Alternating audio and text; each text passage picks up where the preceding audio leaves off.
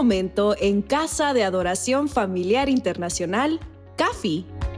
Pues estoy a punto de hacer algo nuevo. Mira, ya he comenzado. ¿No lo ves? Haré un camino a través del desierto. Crearé ríos en la tierra árida y baldía. Isaías 43:19. Acompáñanos en un tiempo de palabra de Dios, unción y crecimiento espiritual, con los pastores Gerardo y Karen Ruiz.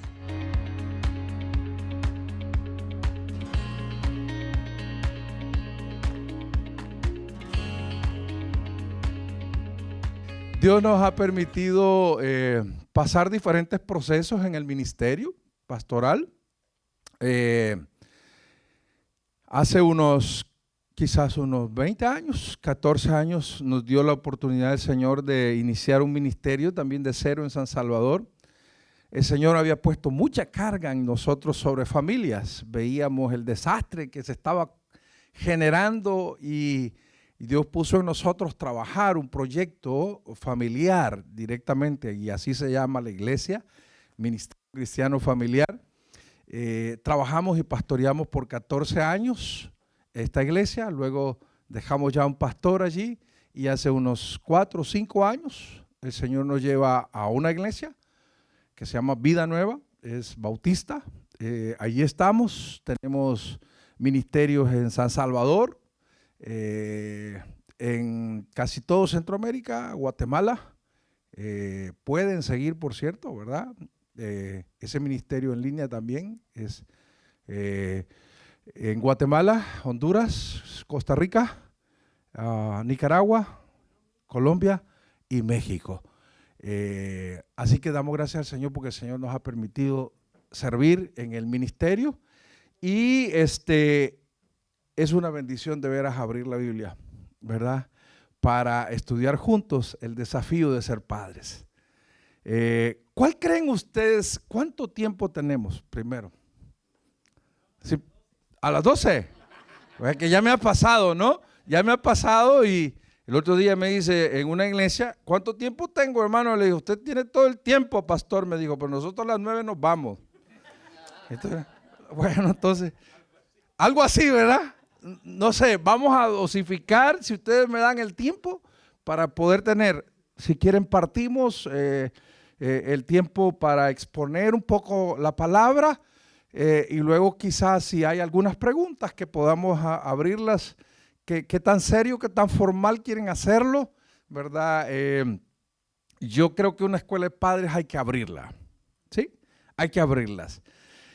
Y la primera pregunta que voy a hacerles quizás, ¿cuál creen ustedes que es el desafío de ser padres? ¿Cuál es el desafío? ¿Cuál es el reto más grande? La educación, formarlos, instruir, dejarles un buen legado, ok. ¿Qué será dejarles un buen legado?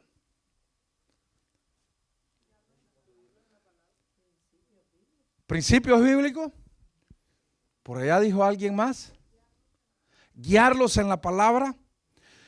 Por la experiencia. ¿Y cuántos aquí, cuántos tienen hijos mayores de 25 años?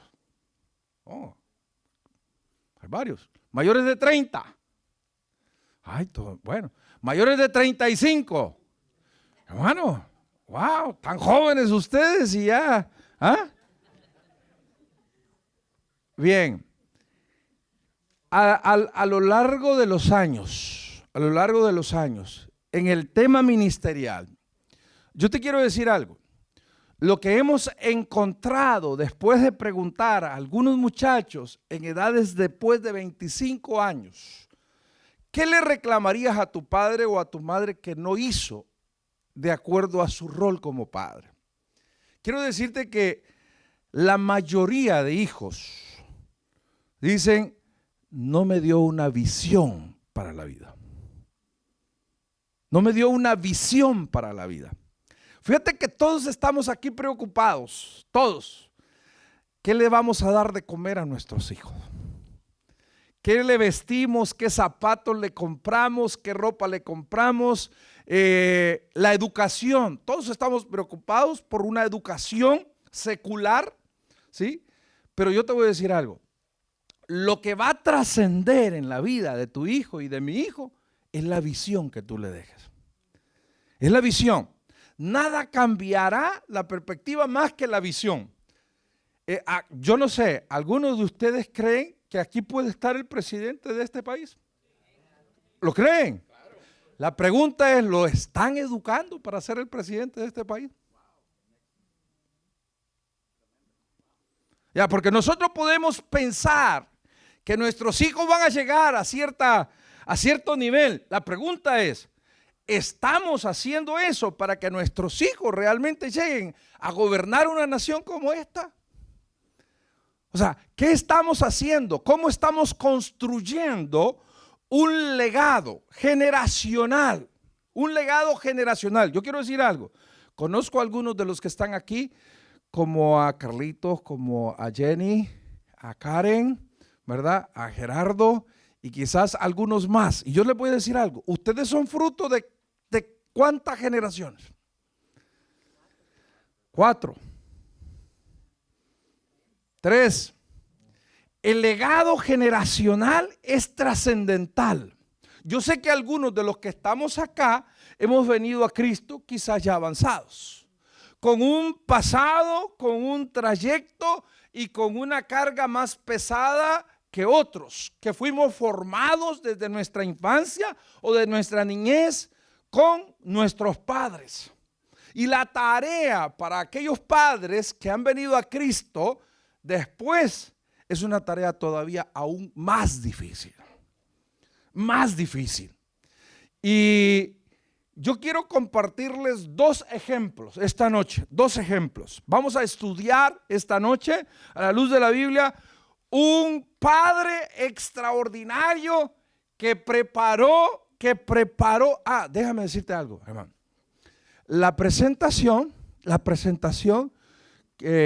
si ustedes dejan su correo, su WhatsApp, César, ¿verdad? César se las envía, ¿ok?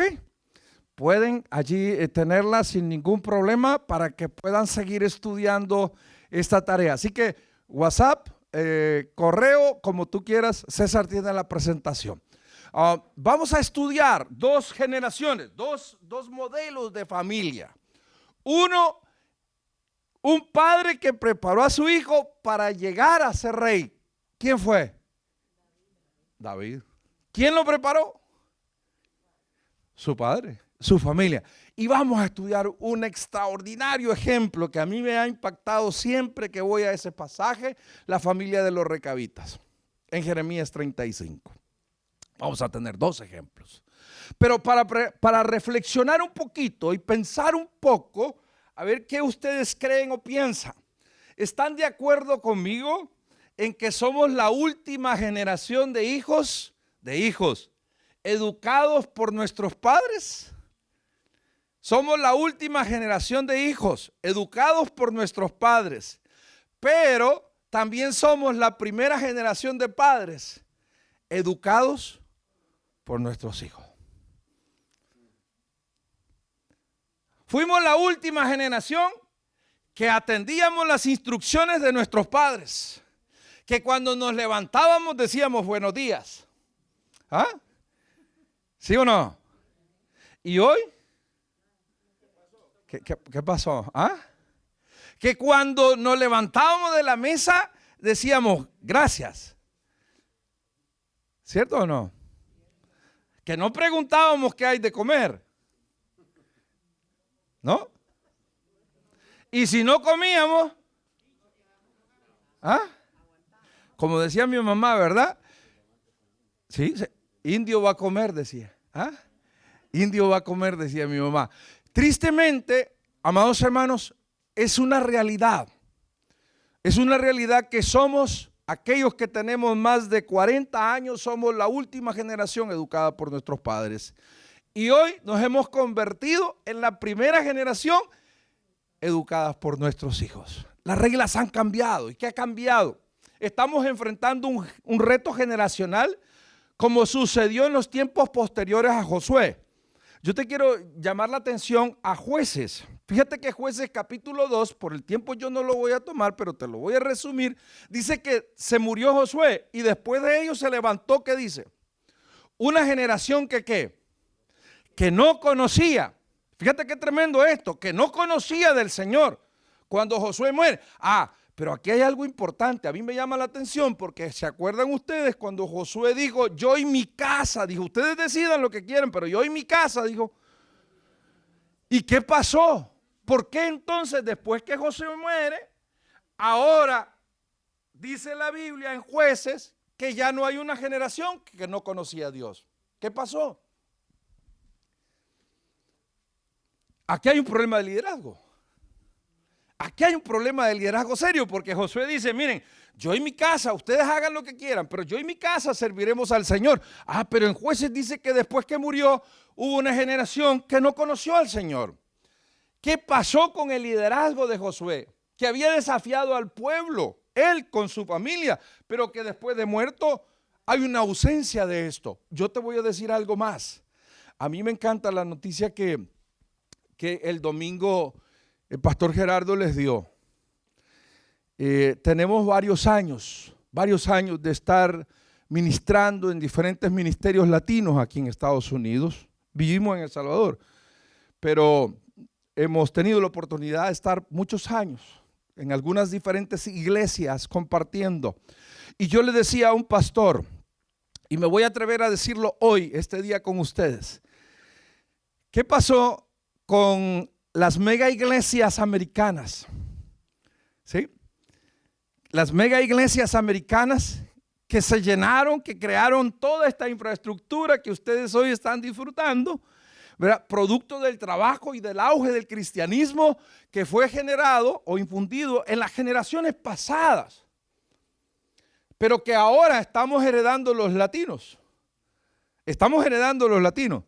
El riesgo que nos corremos es que pasada la generación de ustedes, repitamos el ciclo. Y para ello hay que entender un principio para los pastores. Y yo les decía, miren, usted y yo somos salvadoreños, guatemaltecos, peruanos, mexicanos. Pero Anthony ya no es salvadoreño. Y debemos entender su cultura, su contexto, para que generacionalmente esto pueda seguir y pasar y no perdamos las futuras generaciones. Tenemos que pensar qué vamos a hacer con estos muchachos. ¿Sí? Es impresionante, pero si ustedes se hacen eventos aquí entre ustedes, la comida, ¿verdad? Yo lo he vivido, porque esto que estoy compartiendo es algo que lo he vivido.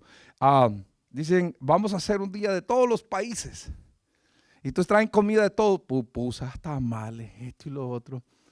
Y los jóvenes de la iglesia no comen ninguna de esas cosas. ¿Quieren pizza? ¿Hamburguesa?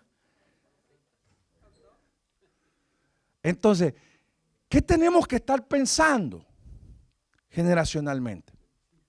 Vamos a dar un paso generacionalmente.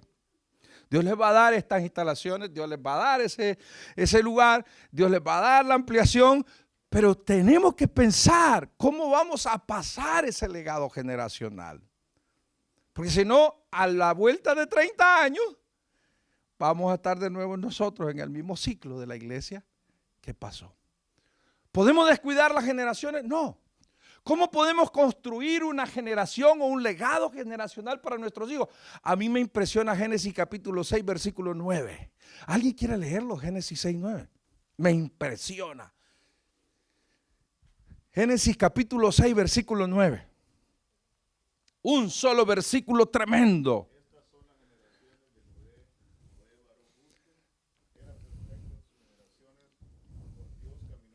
Wow. Estas son las generaciones de Noé. Luego dice, Noé, varón justo. ¿Sabes? Aquí el término justo es una persona correcta. ¿Qué más dice? Perfecto en. Quiere decir que Noé ¿Era admirado por quién? ¿Por quién? Primera generación. Sus hijos, sus nietos, sus bisnietos, sus tataranietos. ¿Comprendes este versículo? Este es un legado. Un legado es: yo soy capaz de pasarlo a mi hijo es capaz de pasarlo a su hijo es capaz de pasarlo a su hijo. Y esto dice la Biblia: un hombre, óchelo bien, un hombre o una mujer que sea correcto y recto delante de Dios y delante de sus generaciones es de admirar. Ahora hagamos un ejercicio. ¿Te atreves a ponerle el nombre tuyo allí? ¿Sí te atreves? Carlito, justo y recto en sus generaciones. Gerardo, justo y recto en tus generaciones. ¿Cómo nos ven nuestros hijos? Gran pregunta. Ellos conocen a mi padre, 82 años. Cumplió 61 años de matrimonio. Nunca he conocido una infidelidad de mi papá. Jamás escuché una queja de mi papá, de mi mamá decirme: dicen que tu papá tiene otra mujer. Nunca lo vi bolo. Nunca lo vi tomarse una cerveza. Nunca lo vi discutir con mi madre. Nunca lo vi pelear. Nunca lo vi fumar. Puedo ponerle ese nombre a ese versículo. A los 80 años prediqué ese versículo para él. Le dije: tú eres un hombre justo y recto en tus generaciones. Es un desafío. Porque lo que va a importar con el transcurso de los años es lo que tus hijos digan de ti y de mí. Y temo, y aquí yo te voy a decir, no se van a acordar de los Nike que le compraste. No se acuerda. Ah, pobrecito mi papá, aquella vez yo me acuerdo que me compró unos Nike. No se acuerda. Ay, pobrecito mi papá, cómo trabajaba, duro trabajaba mi papá. No se acuerda. No se acuerda. Nuestros hijos nos recordarán por lo recto y justo que hayamos sido en nuestras generaciones. Es un desafío. Esto es un desafío. ¿Qué hago yo con mi pasado, pastor? ¿Qué hago? ¿Qué hago yo con una vida que traigo desordenada y que ya traigo cargas en el pasado? ¿Podemos enmendarlo? Sí, podemos enmendarlo. Podemos enmendarlo, podemos corregir. Aún hay tiempo, todavía podemos hacer algunos ajustes en nuestra vida. ¿Que vamos a llevar algunas secuelas de nuestra vida y algunas secuelas? Sí, definitivamente.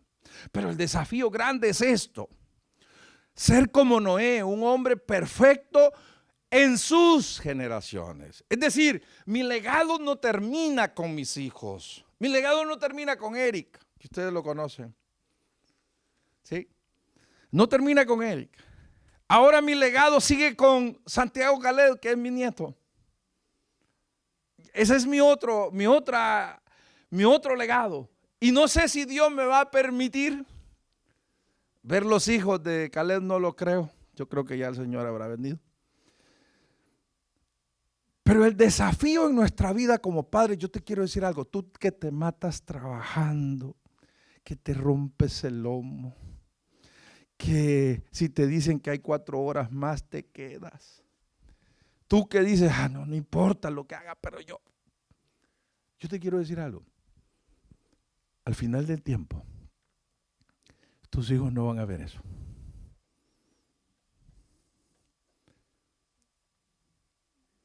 No van a ver la marca de la camisa del pantalón, van a ver la marca que tú y yo les hemos dejado en su vida. Y si esa marca es buena, es lo que va a durar. Y si esa marca es mala, es lo que va a durar.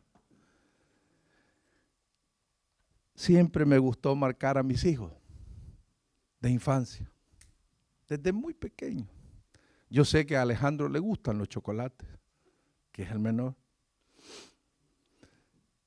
Yo sé que a Eric le encanta el fútbol. Siempre me gustó marcar. Y yo le preguntaba a Eric, a quien ustedes conocen, a ese de barba, calvo ya y todo, ¿sí? Y yo le decía, ¿qué es lo que más recordás de tu infancia conmigo? Y me decía que me llevaras a ver los partidos de fútbol.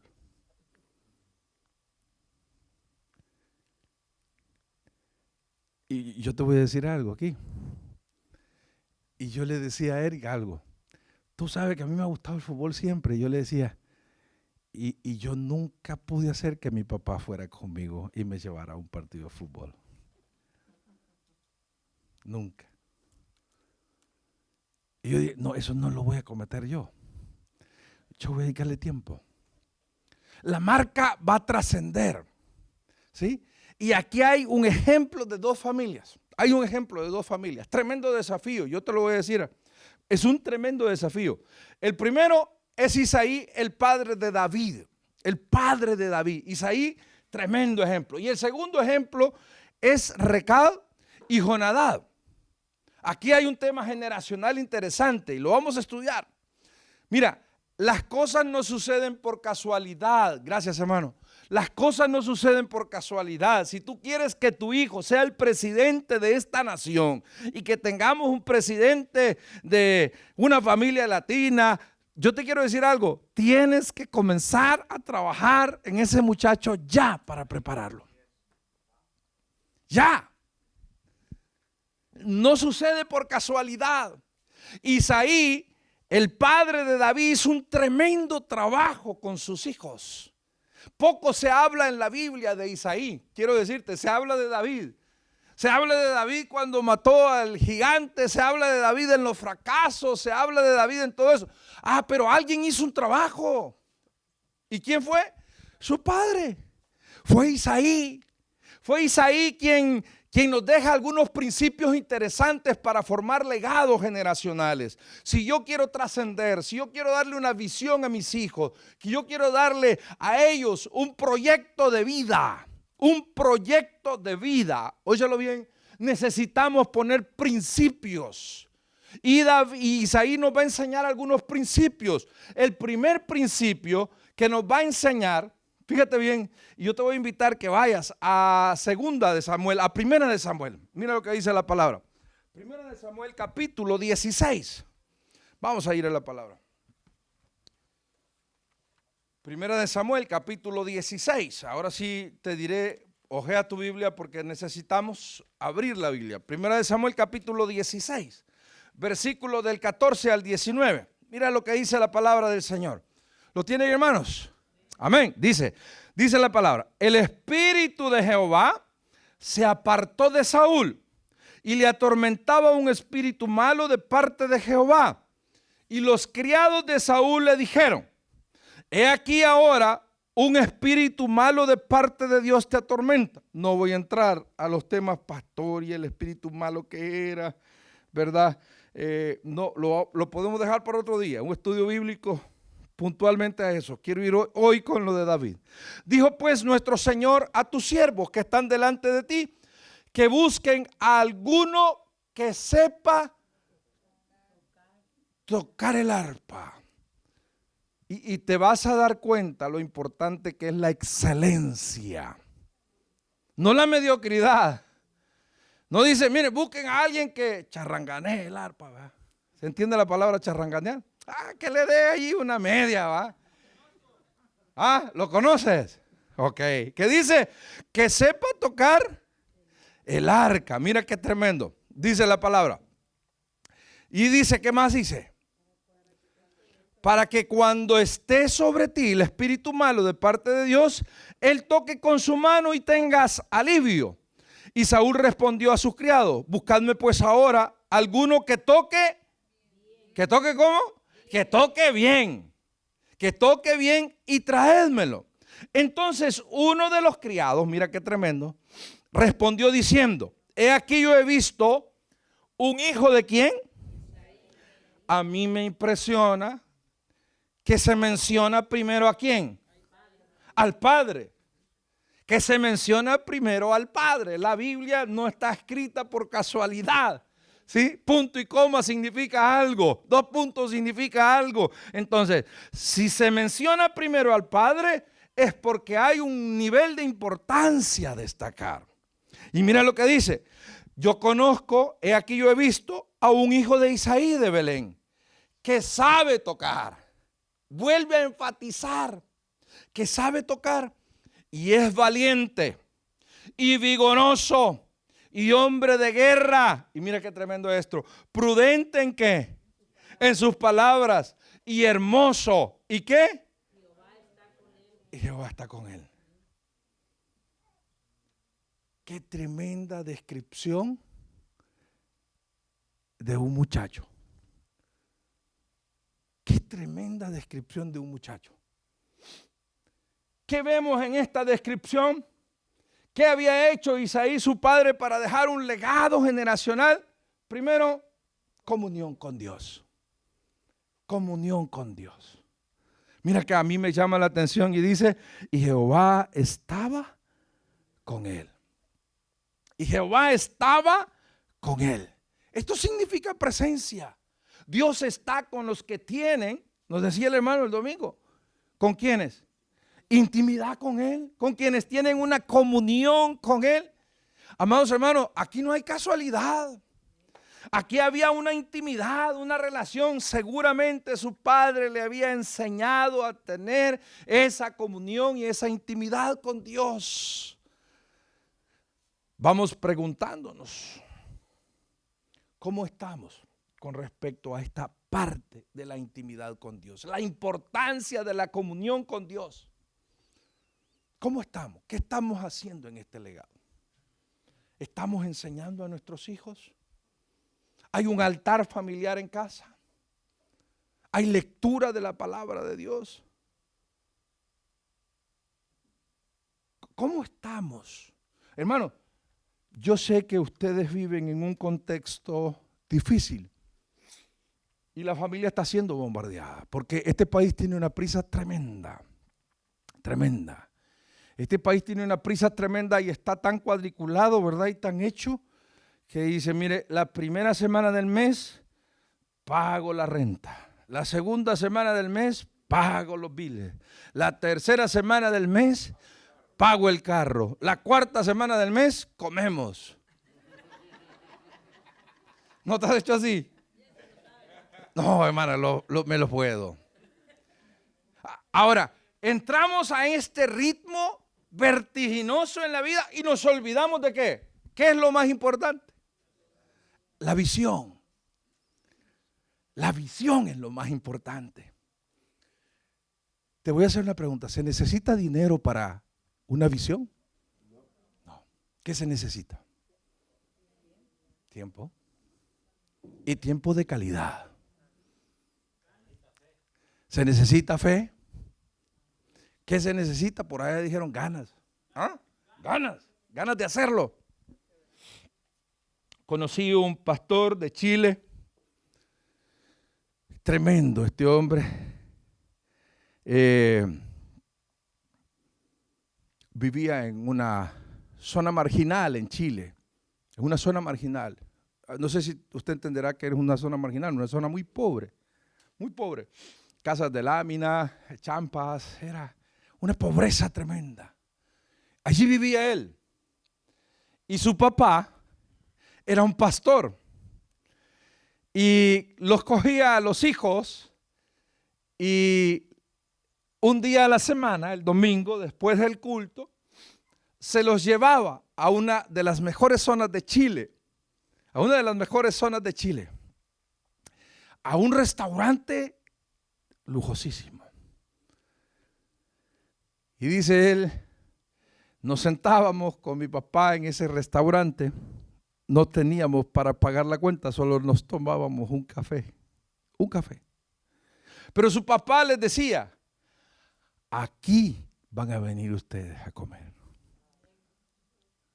Aquí van a estar ustedes cuando sean grandes. Aquí van a comer lo que ustedes quieran, les decía. Y dice él que, decía, si no tenemos ni para comer en la casa. Si mi papá dura pena paga el café, pero lo sentaba, se tomaban el café. Ahora, fíjate qué tremendo. Cuando creció este hombre, Lucas, y se sentó en ese restaurante, dijo, mi papá tenía razón. Mi papá tenía razón. Mi papá me proyectó, me dio la visión. Esa es visión. ¿A dónde lo ves? Muchos de nosotros, yo te quiero decir algo. Muchos de nosotros, nadie daba nada por nosotros, ni nuestros papás. Decía, si este es ruin, no va a servir, este no va a servir. ¿Ah? Y la maestra de la escuela, menos decía, si este no le entra, pues es topado. Sí.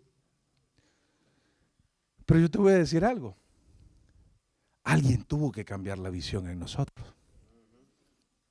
Alguien lo tuvo que hacer.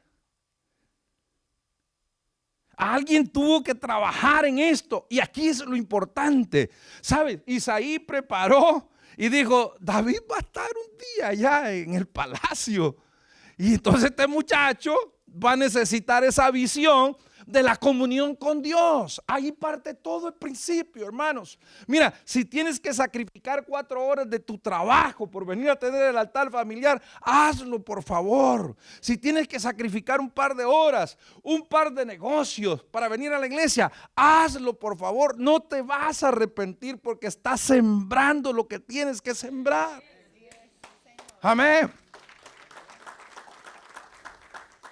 No se necesita dinero para la visión, se necesita a alguien con visión.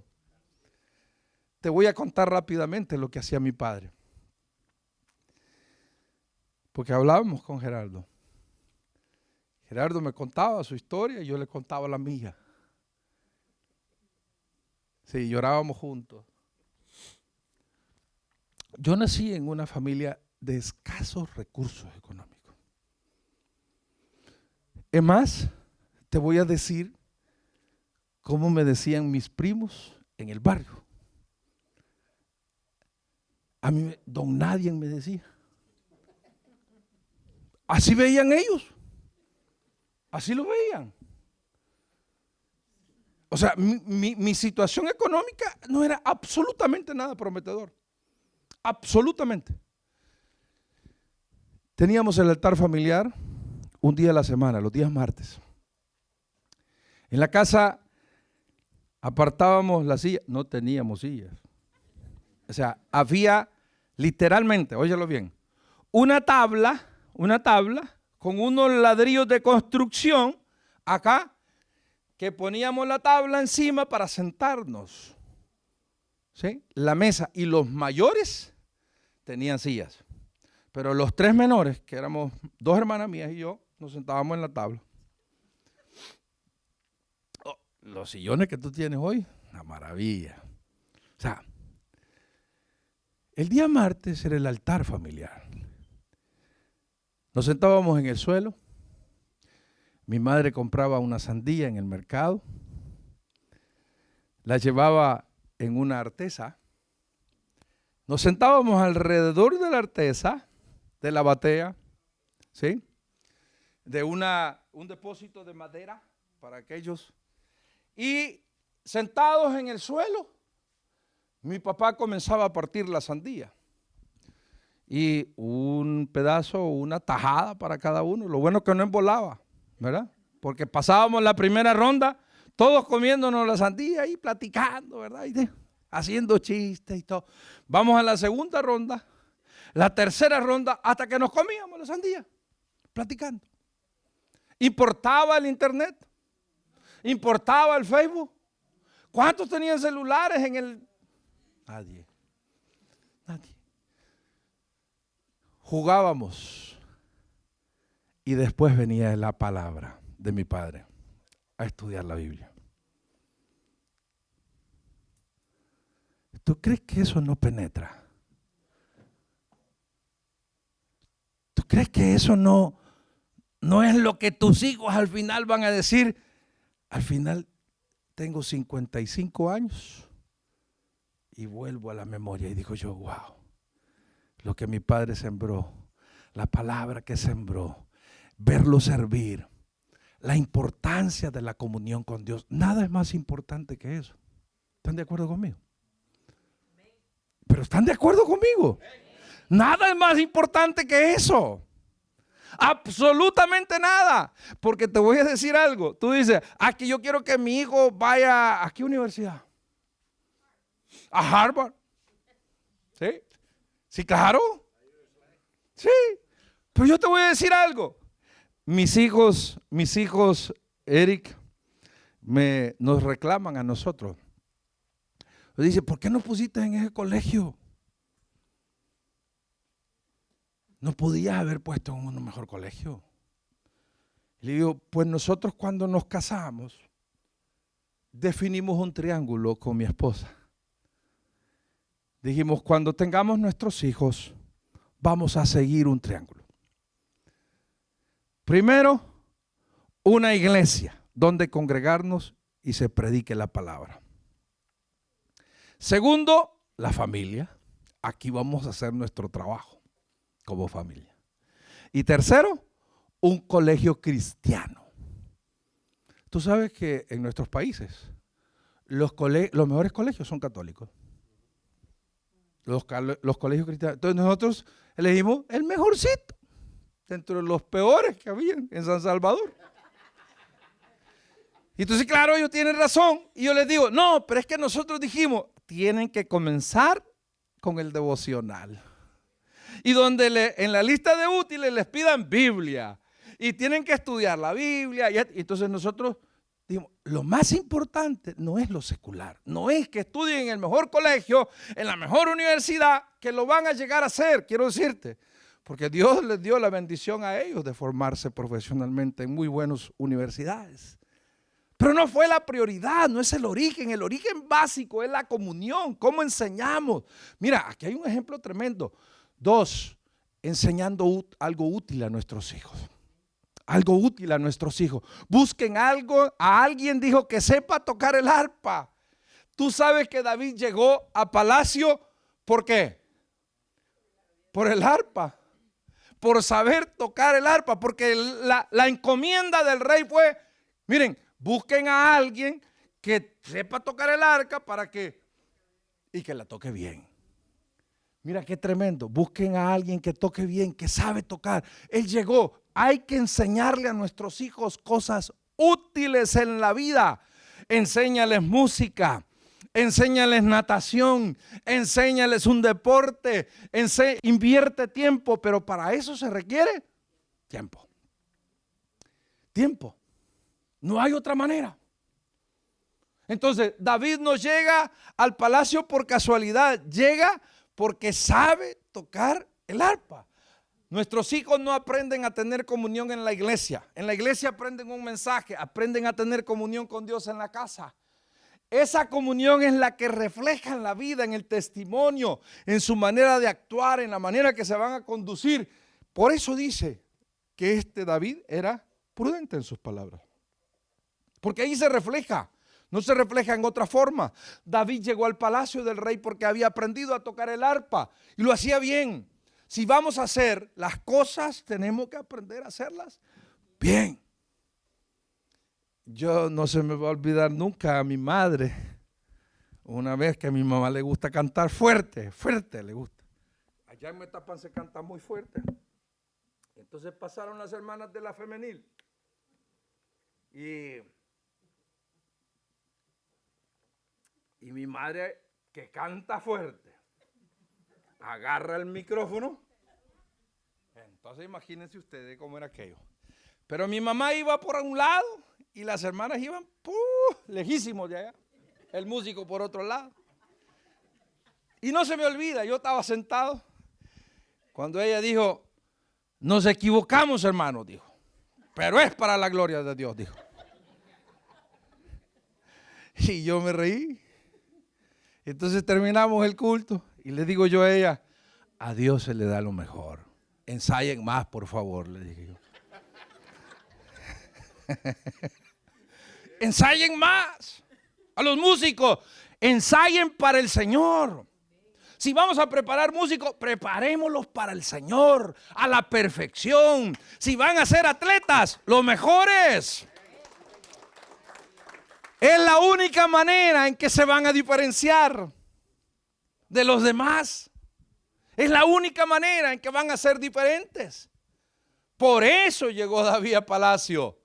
Por lo que él sabía hacer con el arpa. Debemos darle valor al aprendizaje de nuestros hijos. No importa el sacrificio que tengas que hacer. Yo te voy a contar algo aquí. Como no está Eric, te lo voy a contar.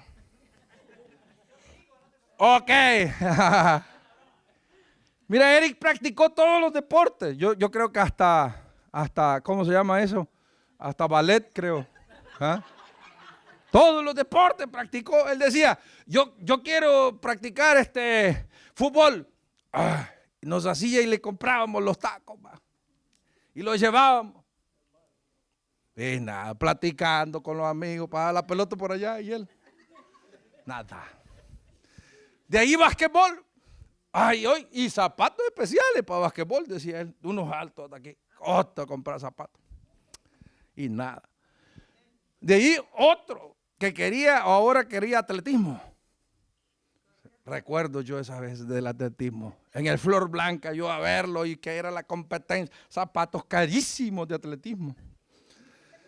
Y yo sentado en la tribuna esperando que lo llamaran, ¿verdad? Y Eric en el medio de la cancha platicando con unos amigos, ahí no sé qué estaban ahí. Pasaron las competencias y Eric no apareció. Y llegó y me dijo, no me han llamado. Ya terminaron, le dije yo, vámonos. Natación, ella lo llevaba. Yo recuerdo de esas nataciones que con la niña iban. Y el profesor de natación a Eric lo ponía al centro de la piscina y a la niña a la orilla. Y le decía, Eric, recto. Le decía, pero como él tenía miedo, siempre se tiraba para allá. Siempre se tiraba a un lado. Todos los deportes practicó. Al final entendió el fútbol. Pero fue ella quien hizo ese trabajo. De llevarlo, de traerlo, de llevarlo, de traerlo, de pagarle maestro, de hacer esto, de hacer lo otro. Yo soy un músico frustrado. ¿Ok? Me pusieron a estudiar con el tío de Karen en la iglesia, piano. Recibí todas las clases, 60 y no sé cuántas de solfa, los tiempos y esto, los acordes. Cuando me sentaron en el piano yo no le entendía ni la fa, ni la sol, ni nada. Y me decían, esta es la clave de fa y esta es la clave de sol. Y yo no le hallaba, hermano, no le pude hallar. Entonces yo dije, mis hijos van a aprender. Entonces yo puse a Erika, muy pequeño, le puse un maestro de música a tocar guitarra. Pero él se aburría, era muy hiperactivo y se aburría. Entonces el maestro se dio por vencido y me dijo, no, me dijo que no se está quieto y no pone atención. ¿Verdad? Fue terrible. Entonces me dijo, ay, cuando le interese me llama, hermano, me dijo. Bueno, le puse otro maestro, ¿verdad? Y lo mismo, ¿verdad? Entonces un día hablando yo con el maestro le digo, hermano, ¿y qué hago para que Erika aprenda a tocar guitarra, hermano? Ay, déjelo, me dijo. Ay, déjelo. Cuando le interese, hasta va a dormir, me dijo, con la guitarra, me dijo. ¿De veras? Le dije yo. Sí, me dijo. Yo tenía una abuelita, me dijo, que dormía con la marimba, me dijo. Y su abuelita tocaba la marimba, le dije yo. No, la marimba es hipote, dormía, me dijo, no cabíamos. Llegó el día en que Eric agarró la guitarra. No sé si duerme con ella, ¿verdad? Pero la agarró y aprendió. Aprendió. Ahora, la excelencia es un trabajo nuestro. Es un trabajo nuestro. Mi hijo menor cogió la guitarra, pero buscó la excelencia y él dijo, no, yo quiero un maestro, yo quiero una escuela de música y yo quiero la excelencia. La excelencia nos va a hacer la diferencia. O sea, tu hijo va a destacar por la excelencia, no por la media, quiero decirte, no por la media. ¿Sí? Tiene que destacar arriba de la media. Y eso pasó con David. Debemos darle valor al aprendizaje. Si tu hijo te dice, llévame a clases de música, hazlo por favor. Llévame a esto, papá, mamá, hazlo, haz el esfuerzo, haz el sacrificio, no importa. Mucho tiempo requieren los hijos. No es dinero, es tiempo. El aprendizaje es clave. Mira qué tremendo, enseñándole a tener responsabilidades. Hay algo interesante, Isaí tenía 8 hijos, déjame contarte, tenía 8 hijos. Y de estos 8 hijos, 3 hijos mayores estaban en la guerra con Saúl. ¿Quién crees que lo mandó a la guerra? Su papá. Y luego tenía David, era el menor, que apacentaba las ovejas. Dice la Biblia que esa era su responsabilidad. Mira, David tenía la responsabilidad de llevar el sustento a sus hermanos. Seguramente, tú te acuerdas cuando su papá le da la responsabilidad de llevarle el sustento porque sus hermanos están en guerra y le dice, llévales este alimento allá a tus hermanos y ve a ver cómo están. Esa fue la responsabilidad. Ya estando David allá se metió en el rollo con Goliat, ¿no? ¿Sí? ¿Es importante la responsabilidad? Sí, déjenme decirles algo. Hoy obviamos las responsabilidades a nuestros hijos. Es un error. Es un error obviar la responsabilidad. Si tú le dices, ordena el cuarto, dale la tarea y la responsabilidad de hacerlo. Dale la tarea. O sea, hay que asignarle. Yo le decía a Gerardo, ¿sabes hermano? Lo que nos ha hecho a nosotros una generación fuerte hoy. Lo que vivimos en el pasado, hermanos. Hoy queremos evitarles a nuestros, es que yo no quiero que mi hijo pase por donde yo pase. Que pase, hermano. Ay, pastores, que yo no quiero que mi hijo sufra. Que sufra, hermano. Que sufra. Pastores, que yo no quiero que... Yo te quiero decir algo. No evites las responsabilidades a tus hijos. Ese es un error garrafal. Asígnale tareas y responsabilidades acorde a su edad. No le vaya a dar la responsabilidad, tiene 8 años y le dice, anda a moverme el carro, ¿verdad? No, acorde a su edad, acorde a su edad. A mí no se me olvida nunca cuando mi papá era carpintero y me ponía la tarea de lijar las tablas de cedro con las que se hicieron las bancas de la iglesia Fuente de Luz. Mi padre las hizo y el abuelo de ella. Y yo lijaba, no crean que lijaba con los equipos que ustedes lijan aquí, ¿verdad? Papá me decía, ahí me lijas esa tabla. Una gran tabla de cedro, a pura mano. A las 3:30 que yo venga de trabajar, mi papá me decía, tiene que estar lista porque voy a armar la banca. Como buen hijo obediente, eran las 8, 9 de la mañana y nada. A las 11 me decía mi mamá, lija la tabla, ya va a venir tu papá. Falta, le decía yo, falta. A la 1, lija la tabla, ya va a venir tu papá. Falta, le decía yo. A las 3:30 me ponía a lijar la tabla. A las 3:30. Al rato llegaba mi papá. ¿Qué creen? Un pedacito había lijado. Venía mi papá y me decía esto. ¿Qué pasó? Es que no he tenido tiempo, le dije.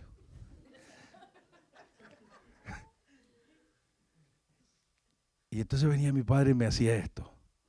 Me decía, quítate, hijo. Yo la voy a lijar. Sentate. No, yo te voy. No. Siéntese. Yo la voy a lijar. Mira, mi papá lo que quería era darme una lección. Y yo le decía a mi papá, déjame hacerlo. No, ya tuviste tu tiempo para hacerlo. Y no lo has hecho, no has sido responsable. Cada vez que pasaba la lija, mi papá, yo sentía que me la pasaba a mí aquí. Dale hija aquí, dale hija aquí. Pero la segunda vez entendía la responsabilidad. No vemos la responsabilidad. Lo que enseñamos a nuestros hijos en casa puede ser de honra o de deshonra.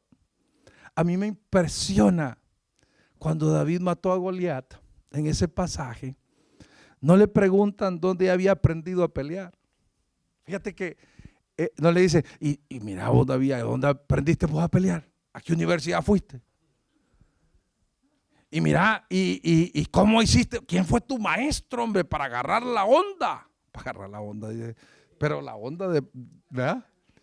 ¿Quién fue tu maestro? ¿Qué universidad fuiste? ¿Qué estudiaste? No le preguntaron cómo aprendió a tirar. A David le preguntaron de quién era hijo. ¿Sí? ¿Te das cuenta? Le dice, miren, vayan y pregúntenmele quién es el papá de ese muchacho que mató a Goliat. ¿Por qué mandaron a preguntar por el padre? Porque él era el responsable del legado. ¿Tus hijos van a ser de honra o de deshonra? Depende de nosotros. No van a preguntar de Anthony. ¿Y este Anthony dónde estudió? ¿Quién es el papá de Anthony? ¿Quién es la mamá de Anthony? ¿Quién es el papá y la mamá? ¿Qué honra recibió la familia de David cuando preguntaron y dijeron, ese es hijo de Isaí de Belén? Wow, la honra no solo fue para David, fue para su padre. Lo triste de todo esto, amados hermanos, es que lamentablemente David no pudo heredar este legado a sus hijos. No pudo. ¿Qué pasó con los hijos de David? ¿Se recuerdan? ¿Qué había ahí? ¿Qué había entre los hijos de David? ¿Y qué pasó? Adulterio, asesinato. Su propio hijo lo quería quitar del trono. O sea, ¿qué pasó? ¿Qué sucedió con la siguiente generación? ¿Por qué David no pudo replicar el modelo de su familia paterna? Me pregunto, ¿por qué sucedió esto? ¿Cómo podemos perder una generación? ¿Cómo podemos romper generacionalmente esto? Yo te lo voy a decir, el pecado rompió la bendición que la generación de los hijos de David tenía. El pecado. ¿Te recuerdas? ¿Qué responsabilidad tenemos nosotros por el tiempo? Porque si no se van, déjenme hablarles un poquitito de recado. En Jeremías 35. Este es un pasaje tremendo. Porque aquí cambia la historia. ¿Sí? En Jeremías capítulo 35, por el tiempo no lo voy a leer, pero yo les voy a dar la tarea que lo lean. Les voy a contar la historia. En el año 600 antes de Cristo, Jeremías invitó a los descendientes de Jonadab, que eran hijos de Recab, al templo. ¿Sabes? Israel estaba viviendo un tiempo de desobediencia. No querían obedecer los mandamientos del Señor. No querían acatar los mandamientos del Señor. Entonces viene el Señor y le dice a Jeremías, ¿sabes qué? Ya me acordé, le dijo, hay una familia que quiero que los invites al templo, le dice, y que les prepares allí, le dijo, el vino consagrado a Jehová. Mira qué tremendo, era vino cualquiera, no creas tú. Era el vino consagrado a Jehová. Y les dijo, prepárenles el mejor vino. Invítenlos al templo. Les dijo, y ahí prepárenles las copas del santuario, les dijo, y prepárenles todo listo. Y díganles que tomen vino. Invitaron a los hijos de Jonadab, hijo de Recab, y los llevaron a ese lugar.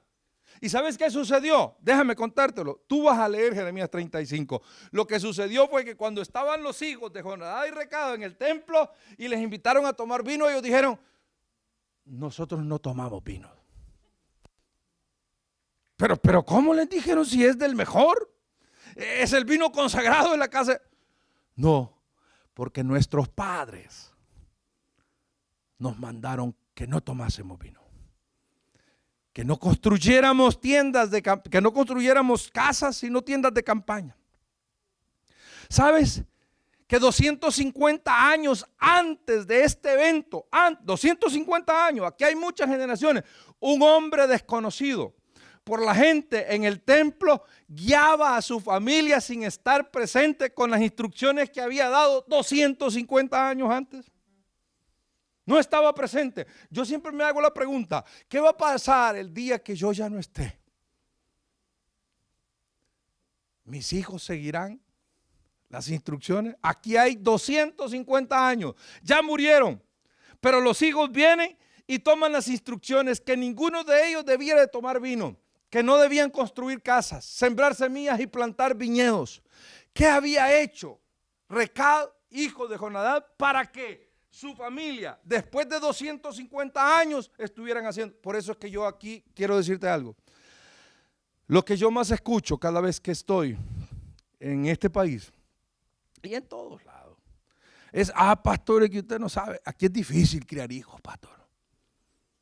Como que si en nuestros países fuera fácil. Y yo te pregunto, ¿crees que es difícil aquí, allá, en todos lados? Es difícil. Es difícil. No, pastor, es que usted no se imagina aquí. Es que el sistema. Esa pregunta yo la tengo muchísimo. Me dicen, es que el sistema, pastor, usted no lo conoce. El sistema de aquí es complicado. No, pastor, es que aquí, mire las leyes, pastor, las leyes son complicadas. Aquí no podemos castigar a nuestros hijos.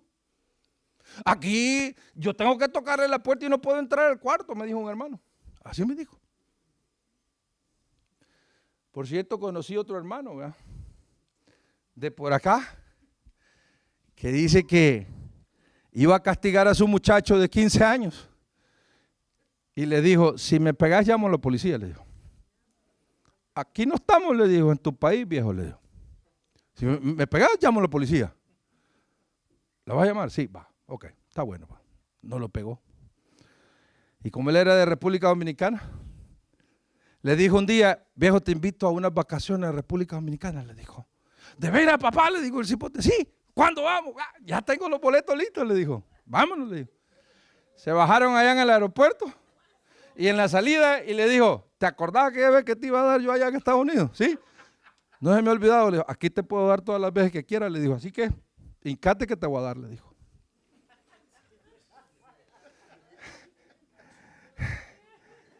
Y llama a la policía, le digo, a ver si vienen. Mira, hermano, yo te quiero decir algo. Yo he escuchado tanto del sistema, de las leyes, de que esto. Yo te quiero decir algo. Es que como iglesia nos hemos vuelto transcultural. No, el problema es que dejamos el principio. Allí es el problema. Si los principios son eternos, iglesia. O sea, los principios son eternos, no cambian. 250 años, sus papás les dijeron a ellos, no beban vino, no construyan casas, ¿sí? Mira, qué tremendo, les dice. Entonces viene, ¿cómo te llamas, hermano? Edwin viene y le dice a sus hijos, no tomen vinos, ¿sí? No construyan casas. Vienen ellos y le dice a la siguiente generación, no tomen vino, no tomen vino. Entonces viene un tiempo en que el Señor ve la desobediencia del pueblo y dice, ay, ya me acordé, dijo el Señor, conozco una familia. Se me había olvidado, ¿eh? Allá están los recabitas. Y dijo, vayan a traerlos. Les puede dar una lección. Y van a ver que ellos, 250 años, pasaron leyes. Pasó esto, pasó la cultura, pasó esto, y dice, y siguen obedeciendo a sus padres, y siguen las instrucciones de los padres. Yo te quiero decir algo, debemos sembrar principios y valores en la vida de nuestros hijos, pase lo que pase. Pase lo que pase. Yo te digo algo, yo sé que la batalla hoy del tema del género hoy es un crítico. También en nuestros países. También. ¿Cómo lo entenderán? Con nuestros principios. con los principios de la palabra del Señor. Mira qué tremendo. Instrucciones y reglas para vivir hacen falta hoy en día. No las estamos poniendo. No estamos poniendo reglas claras a nuestros hijos. Y ellos les decía, ustedes se tienen que mantener sobrios y serios, listos para la crisis, vivir en tiendas. Dice, ustedes tienen que estar preparados. Reglas sencillas basadas en la Escritura. Obediencia al Señor, obediencia a los padres. Yo te digo algo, si en nuestros tiempos funcionaron las reglas, hombre. ¿O no? Sí, hombre. Te voy a contar, mi mamá, yo tenía una hora llegada a la casa a las 10 de la noche, cuando yo andaba de novio de ella. A las 10 de la noche, pero ella como siempre me entretenía. Llegaba tarde, 10, 15 minutos y yo desde el Calvario corriendo, va. Porque ya me tocaba la campana. Nunca le llegaba la hora a mi mamá. ¿Sabe qué hacía mi mamá? Pobrecito el niño, lo voy a esperar. Doble llave le echaba y le metía la tranca a la puerta.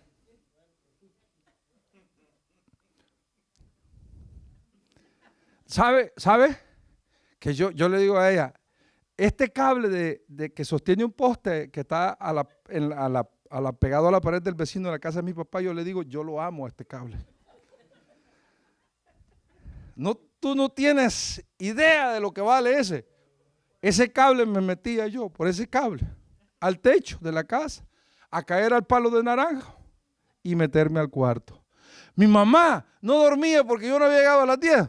No, mi mamá ya estaba dormida. Ella decía, aquí a las 10. No más. ¿Tus hijos tienen las instrucciones claras? El gran problema es que no estamos poniendo instrucciones. No hay instrucciones claras. No hay reglas claras. El muchacho hace lo que quiere. Y decimos, no, es que viene, yo ya no sé qué hacer, porque a uno muchas veces, ¿verdad? A los pastores le dicen, aquí le traigo a este muchacho, le dicen, ¿verdad? Ahí vea usted qué hace, pastor, le dice. ¿Y qué culpa tienen ellos? ¿Y para qué le traen los muchachos hechos pedazos y remendados? Si esa no es tarea de ellos, es tarea nuestra. Nosotros queremos que la iglesia enderece lo que nosotros torcimos y queremos que el pastor no duerma y ustedes quieren estar durmiendo. Eso es difícil. Mira, hermano, es durísimo esto. Déjame decir, porque vivimos en el ministerio. Ayer,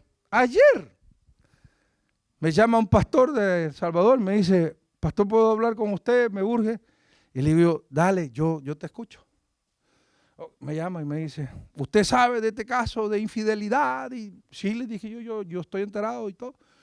Y entonces me quería endosar a mí anoche. Que ella se fuera a mi casa. Y le digo yo, espérate, no. Yo no le voy a facilitar la vida a alguien que ha cometido tantas malas decisiones y ahora yo le voy a decir, pues sí, sigue cometiendo tu falta, tu error. Le dije yo, que enfrente las consecuencias que tiene que enfrentar. Las reglas están claras. Las instrucciones están claras. Aquí va a estar a tal hora. Aquí vamos a servir la comida a tal hora. Ay, hermano, ni hablar del celular. Eso nos está haciendo pedazos, terriblemente, pero pedazos.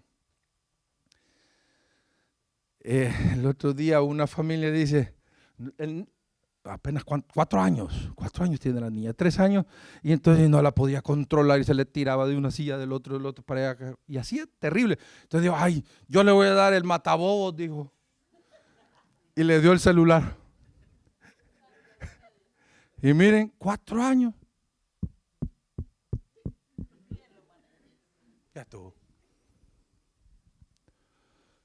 No hay instrucciones claras en el manejo de redes sociales, no hay instrucciones claras en el manejo del celular, no hay instrucciones claras en cuanto a su rendimiento académico, no hay instrucciones claras en cuanto a la formación bíblica, en cuanto a la asistencia del culto. Yo te voy a decir algo, es que esto lo aprendimos de infancia. El diablo es tremendo. En ese entonces no había Netflix, no había todas esas cosas, ¿verdad? Podíamos ver lo que el canal transmitía y no había que podíamos grabar para volverlo a ver, ¿no? Sí. El domingo a las 7 de la noche era el mejor programa, Titanes en el Ring. Titanes en el Ring. El mejor programa para mí.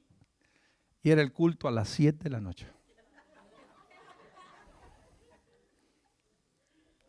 ¿Tú crees que mi papá un día me dijo, sí, hijo, quédate, ¿verdad? Viendo Titanes en el Ring, que Dios te bendiga, que gane Pepino, ¿verdad? O Martín Caralajian, que eran los luchadores. Vámonos para el culto, reglas claras. ¿Sabe? Que íbamos caminando de la casa hasta el templo y yo me iba echando una pelea en cada casa que iba, ¿verdad? Casi veía Titanes en el Ring cuando llegaba allá. O sea, oye lo que te voy a decir, esto es verdad. Mi papá venía y yo le decía, papá, es que mañana tengo examen en la escuela. Vámonos para el culto. Hoy es día de culto, hoy es día de culto. El domingo en la tarde nos ponían a dormir, a los más chiquitos. A dormir para que no se duerman en la noche en el culto.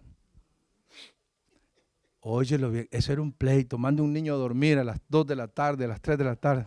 No quieren dormir, yo no quería dormir. Entonces, si yo me estaba durmiendo en el culto, y como mi papá estaba ahí, mi mamá allí, y todos aquí sentados. No creas tú que los hijos estaban por allá regados como hoy, ¿verdad? No, aquí. Yo durmiéndome, yo luchaba, agarraba el ignario, yo le volteaba, le daba por aquí, le daba por allá. ¿Sabe qué hacía mi papá? No. Me decía, ponte de pie, párate. Todos los hermanos sentados, yo parado. Y la gente decía, ¿y este por qué se para, verdad? Para que se me fuera el sueño. Y ahí me decía, siéntate hermano, siéntate.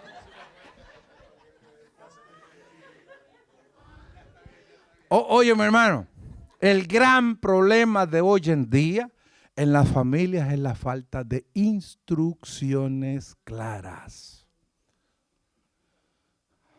A mis hijos les enseñé 3 palabras clave. Aquí está ella. Derechos, deberes, privilegios. Derechos, deberes, privilegios. Derechos, deberes, privilegios. Yo les decía, ustedes tienen derecho a la alimentación. No a elegir qué comer, a la alimentación, lo que hay. Ustedes tienen derecho a la educación.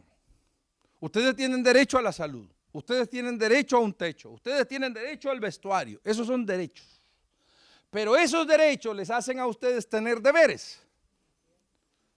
Deberes, ayudar en la casa, portarse bien, obedecer a mamá, obedecer a papá, ir a la escuela, levantarse a la hora y cumplir con sus tareas, deberes. Privilegios. Domingo después del culto, vamos a ir a comernos una hamburguesa. Privilegio. Privilegio. Entonces cuando mis hijos venían y me decían, mira papá, llévame al Bigues, decía Eric siempre. Al Bigues, de ser un restaurante de hamburguesas allá. Me decía, llévame al Bigues. ¿Cómo estamos? ¿Las tareas? ¿Estamos bien? ¿Todo? Sí, vamos. Es un privilegio. Cuando fueron creciendo me decían, préstame el carro. Privilegio. Privilegio, el carro es un privilegio. Yo te voy a decir algo, ¿quieres facilitar la vida? Déjale claro a tus hijos cuáles son sus deberes, sus derechos y sus privilegios. Ver televisión es un privilegio.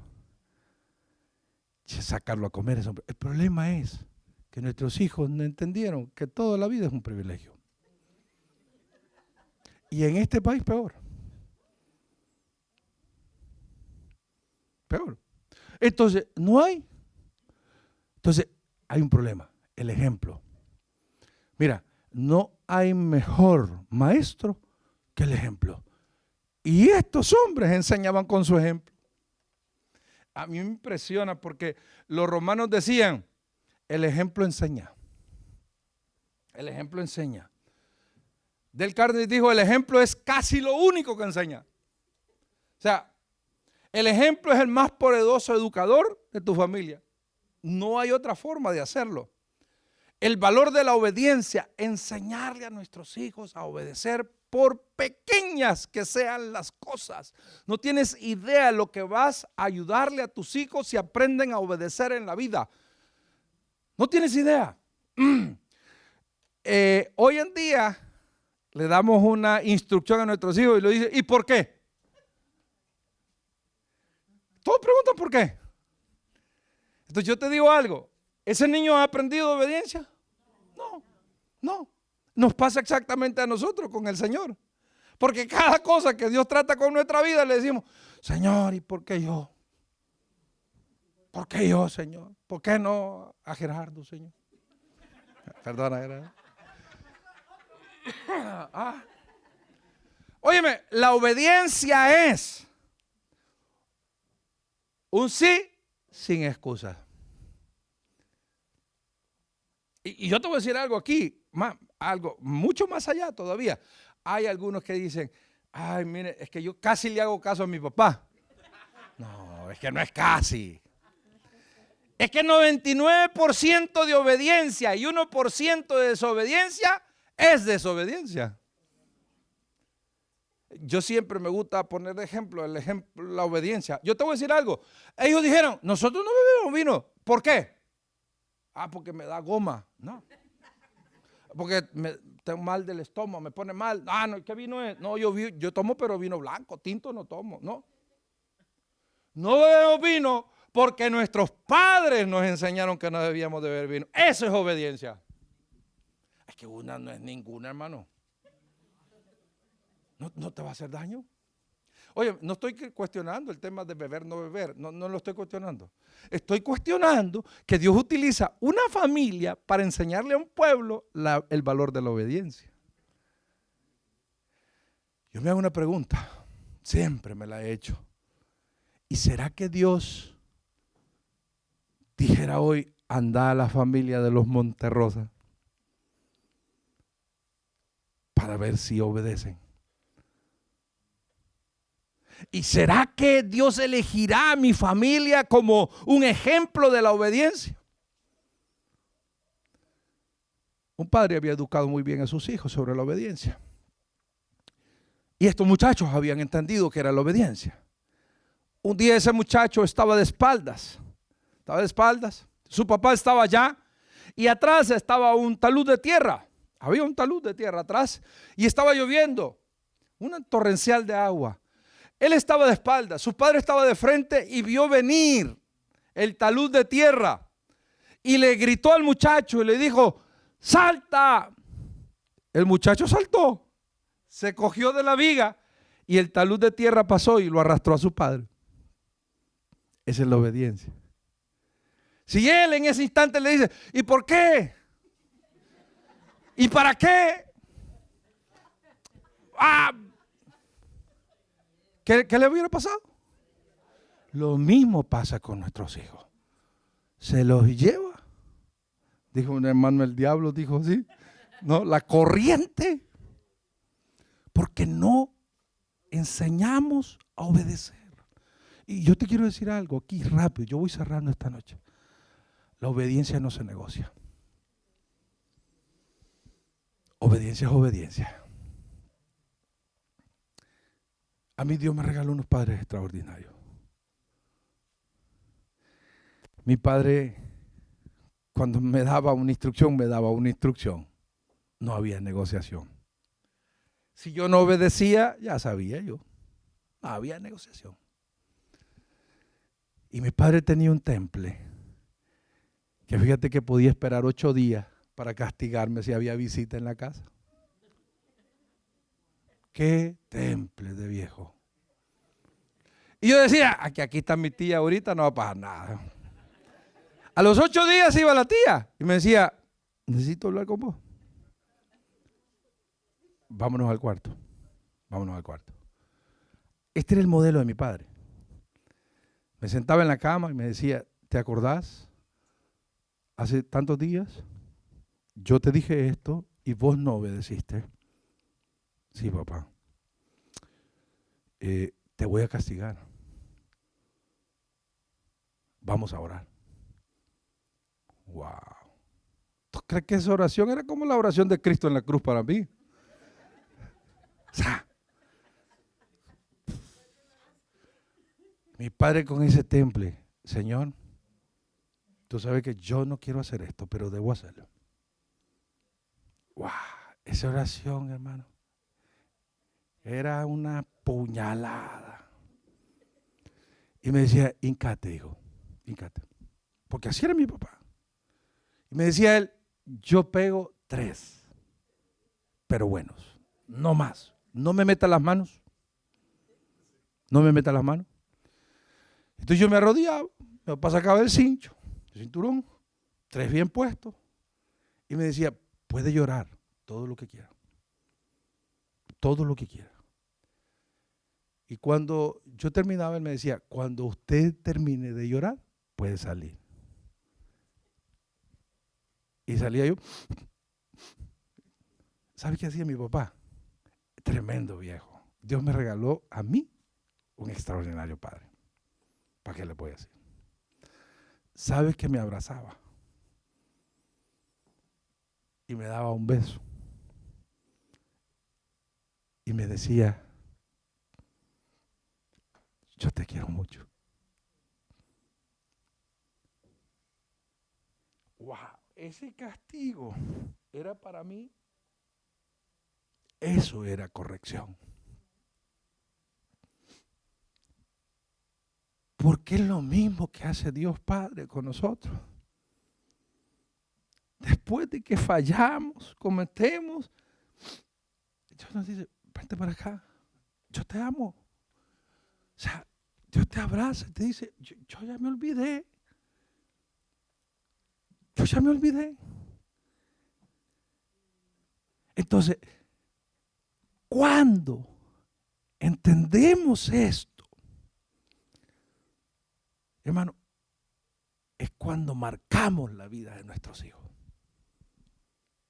Y yo entiendo que muchos de los que estamos aquí fuimos marcados de una manera equivocada.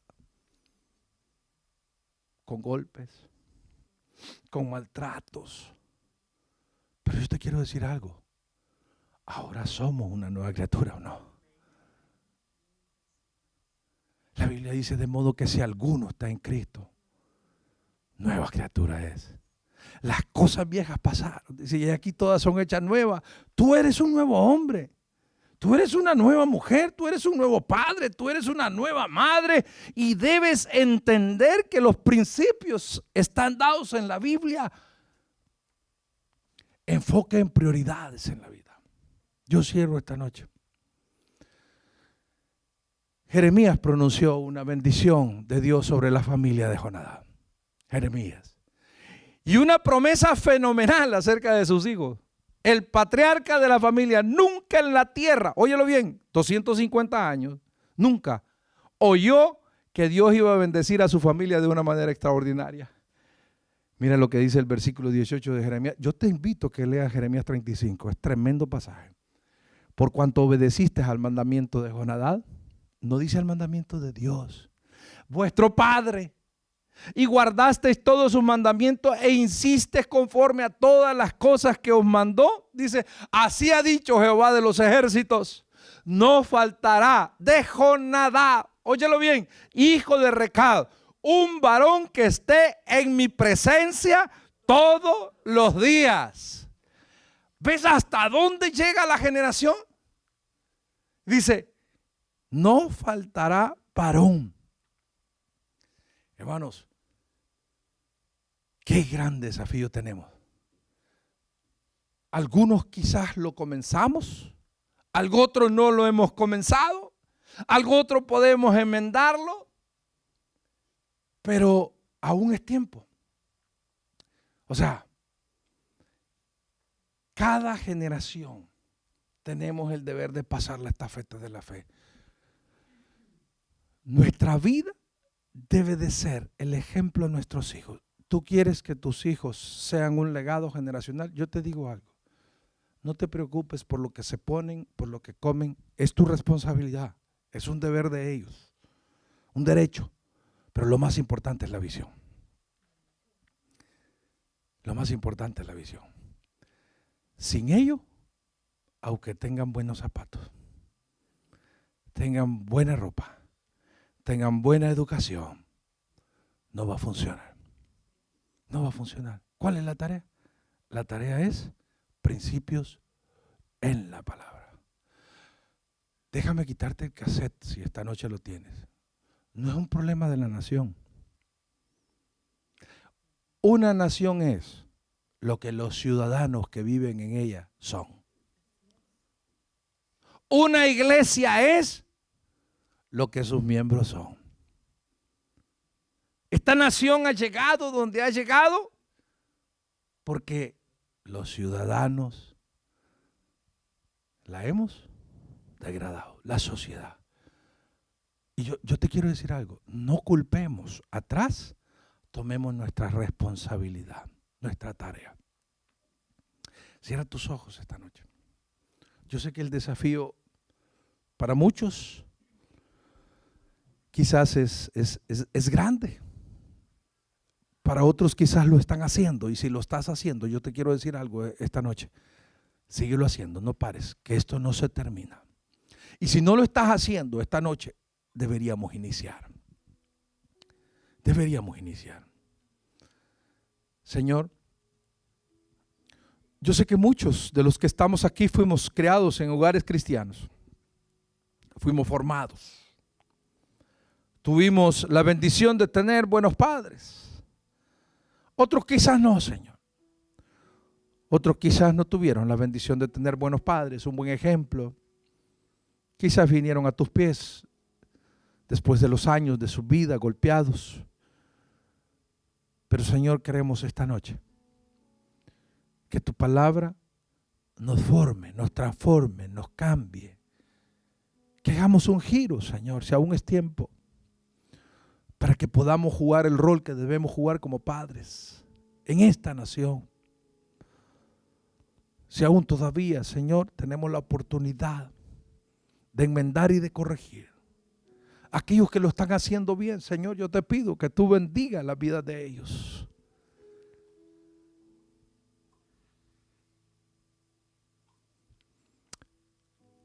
Danos la sabiduría. Danos el entendimiento para poder corregir, Señor, lo que no te agrada a ti. Perdónanos por ser quizás no los mejores padres que hemos sido con nuestros hijos. O quizás no hemos sido buenos hijos con nuestros padres. Perdónanos. Ayúdanos, Señor, a cambiar lo que debemos cambiar. Y a pasar un legado generacional a nuestros hijos y a los hijos de nuestros hijos. Y a los hijos de nuestros hijos hasta que tú vengas, Señor. Bendice esta iglesia. Bendice los matrimonios, los padres, las madres, Señor. Aquellos que tenemos la responsabilidad de guiar a nuestros hijos. Te pido, Señor, que bendiga la vida de cada uno. En el nombre de Jesús oramos y lo pedimos todo. Amén y amén, Padre. Casa de Adoración Familiar Internacional. CAFI, tu nueva casa. Ven y acompáñanos en nuestras actividades los días martes a las 7 de la noche en nuestra Escuela de Discipulado y Liderazgo y los domingos a las 10 de la mañana para nuestro servicio. Si necesitas oración, puedes comunicarte al 757-901-8844 o visítanos en el 1251 Campsville Road, Norfolk, Virginia. ¡Te esperamos!